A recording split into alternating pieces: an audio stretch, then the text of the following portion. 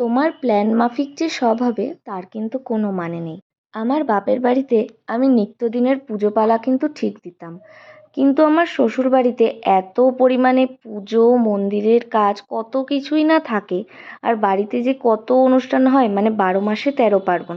কিন্তু আমার প্ল্যান মতো কিচ্ছু হয় না। প্ল্যান মতো হয় না বলতে, আমি চাইলেও সবটা ক্যাপচার করতে পারি না। বাড়ির পুজো, বাড়ির অনুষ্ঠান, ব্যস্ততা থাকেই।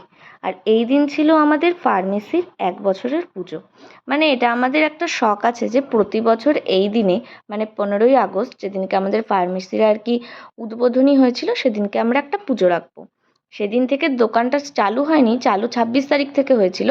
কিন্তু এই 15ই আগস্টের দিন আমরা একেবারে পুজো টুজো করে ঠাকুর প্রতিষ্ঠা করেছিলাম।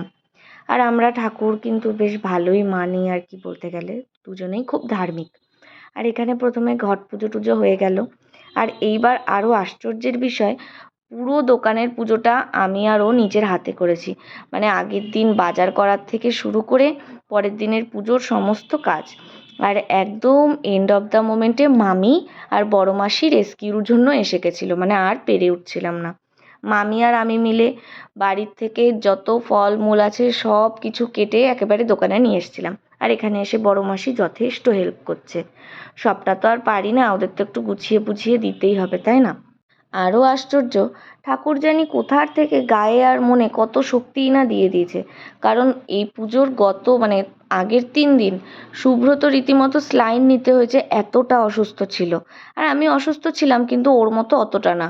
ও একেবারে জ্বরে গাটা পুড়ে যাচ্ছে, বমি করছে, বারবার পটি যাচ্ছে, তারপরে স্লাইন দিতে হয়েছে।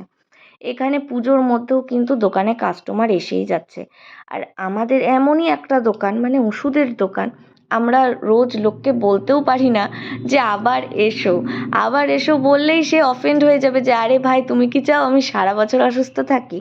যাই হোক, একটা বছর কিন্তু খুব ভালো চলে গেল। হ্যাঁ, নিজেদের লাইফে এখন ঘোরার টাইম নেই, ছুটি আমরা পাই না, রোজ একই রকম লাইফ। মানে আমিও তো ফার্মেসিতে থাকি, রোজ বিকালে দোকানে আসা, আর 100টার মানুষকে মুখ দেখা, চেনা, তাদের সাথে কথা বলা, সব মিলিয়ে এক্সপিরিয়েন্সটা খুব একটা খারাপ না। এখানে প্রসাদ রেডি করছিলাম, আশেপাশের কিছু দোকানে দিয়ে তারপরে বাড়ি যাব। মা, মাসি আর মামিদেরকে টোটোতে তুলে আমি আর শুভ্র এবার বাইকে করে বাড়ি চলে যাব। একদম এক্সহস্টেড। ঠাকুর তোমাদের সবাইকে ভালো রাখুক, তোমাদের সবার ইচ্ছা পূরণ হোক। আসছি আজকে।